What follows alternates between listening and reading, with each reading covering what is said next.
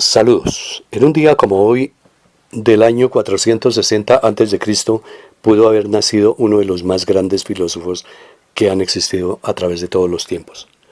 Aunque contemporáneo de Sócrates, se le considera como presocrático, es decir, como un filósofo de la naturaleza, por sus conceptos totalmente contrarios a la escuela socrática, tanto que Platón, el discípulo preferido de Sócrates, lo odiaba profundamente y quiso quemar todos sus escritos, que entre otras cosas parece que fueron muy abundantes.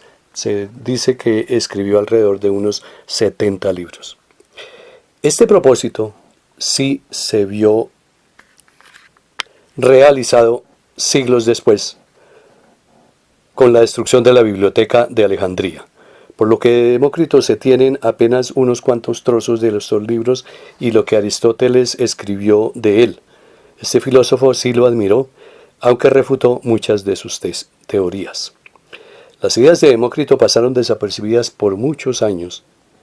Los físicos modernos sí han vuelto a él al considerar que mucho de lo que él escribió tenía visos de verdad. Demócrito fue el primer materialista, con ideas bastante antirreligiosas. Sin embargo, parece que no lo tomaron muy en serio, gracias a que nació en Abdera, al norte de Grecia, hoy Tracia. Para la época de Demócrito, sus habitantes eran considerados como hoy los gallegos en España o los pastusos en Colombia. Se le trató de enjuiciar no por sus ideas, alguna vez, sino por despilfarrador, al acusarle de haber malgastado la herencia que le había dejado su padre. En consecuencia, escribió el Gran Diacosmos para defenderse de estas acusaciones.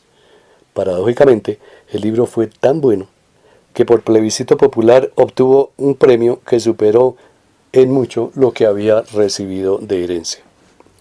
Se dice que conoció tempranamente el pensamiento de magos y caldeos, gracias a que en su juventud estuvieron alojados ellos, incluso el rey Jerjes, en el momento en que este pasó después de las guerras médicas.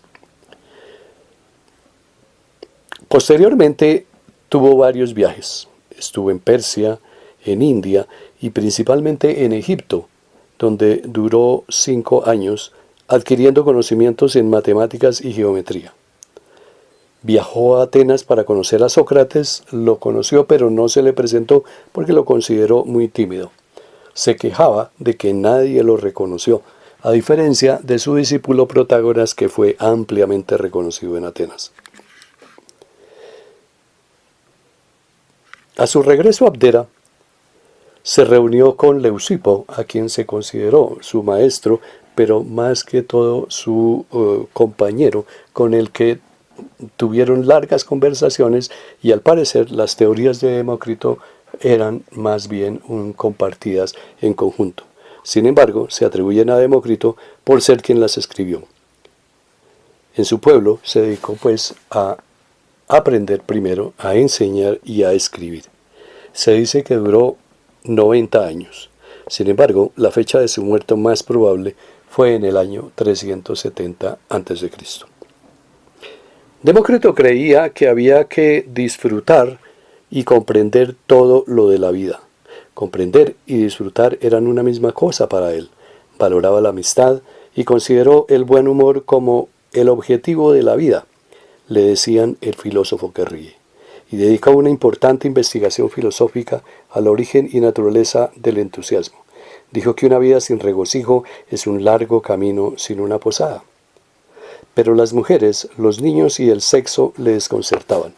Prefirió alejarse de ellos porque le quitaban tiempo para pensar. En uno de sus escritos afirmaba: hay innumerables mundos de diferentes tamaños.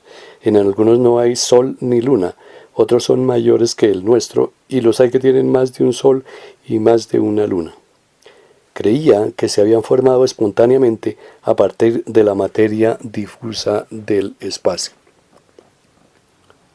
En una época en la que nadie sabía de la existencia de cráteres de impacto, Demócrito pensó que los mundos a veces entran en colisión.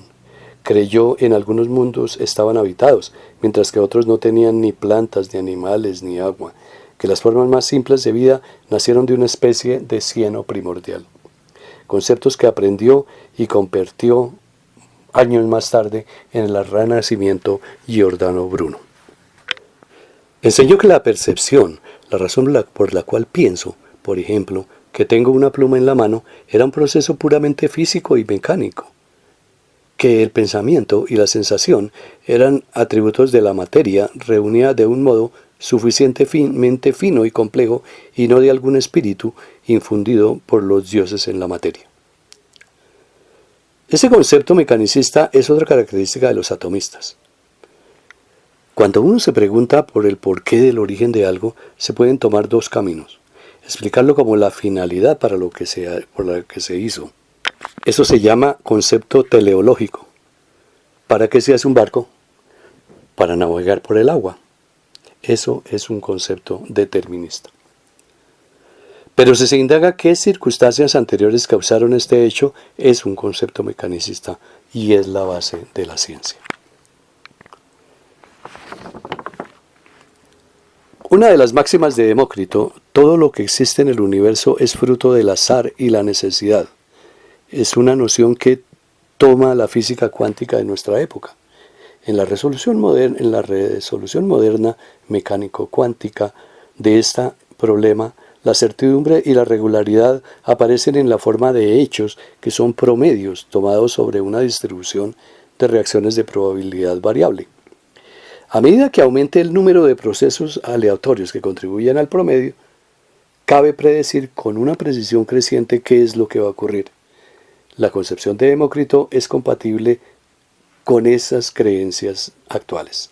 No se puede decir con certeza qué suerte correrá un átomo dado, pero sí se puede adelantar con toda exactitud las consecuencias de los movimientos de miriadas de átomos que choquen al azar en el espacio. Escribió varios libros sobre geometría. Decía que si se corta un cono, el área inferior es más grande que la superior. Si fueran iguales, estaríamos cortando un cilindro. Se le atribuyen dos teoremas, ambos sobre el volumen, uno sobre el volumen de un cono y otro sobre el volumen de una pirámide. El concepto más importante fue la del átomo y que los caracterizó y por ello se conoce esta escuela como atomista.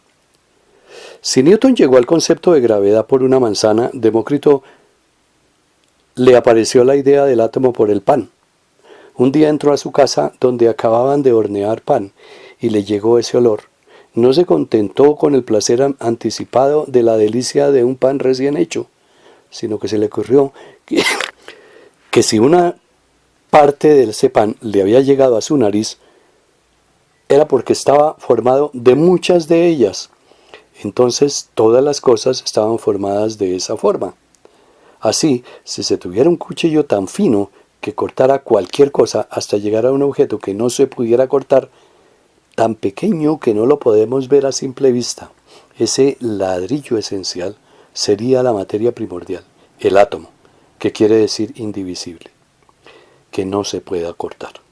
El átomo no es el componente de los elementos de la tabla periódica, definido por John Dalton, porque este a su vez se puede dividir en electrón y núcleo, y este último a su vez en quarks, quienes serían, junto con los gluones, realmente los verdaderos átomos. Demócrito decía que estas unidades indivisibles difieren en tamaño y forma. Así, los átomos de las cosas dulces están hechos de átomos lisos y los amargos de átomos cortantes, los líquidos de átomos redondos y los metálicos de pequeños rizos que los mantienen juntos. Decía también que los átomos están en constante movimiento. A veces tienen forma que encajan y se combinan, y de esta forma se forman todos los objetos que vemos. Su consistencia depende de los espacios entre ellos, sean amplios o muy juntos. Se crea además la noción de vacío, de espacio. Para la época, esta concepción de un no ser era un adelanto grandísimo. En igual forma, la noción de que no existe arriba ni abajo. En palabras de Bertrand Russell, la filosofía fue cuesta abajo después de Demócrito y no se recuperó hasta el Renacimiento. Demócrito y sus antecesores se embarcaron en un esfuerzo desinteresado por comprender el mundo, decía Russell. Su actitud fue imaginativa y vigorosa y plena del placer de la aventura. Les interesaba todo, los meteoros y los eclipses, los peces y los remolinos, la religión y la moralidad. Combinaron un intelecto penetrante con el celo de un niño. No eran supersticiosos, sino verdaderamente científicos, y los prejuicios de su época no los influyeron mucho. El camino del conocimiento científico, al menos el de la física, se vio pues interrumpido por más de 1000 años, con algunas pocas excepciones de algunos pitagóricos, de Arquímedes y Ptolomeo. Solamente cuando llegan los conceptos de Copérnico se vuelve a tomar ese camino, pero solo en los últimos 120 años se pudo adelantar en forma importante el nivel del conocimiento actual. Y sin embargo, aún queda mucho camino por recorrer. Gracias.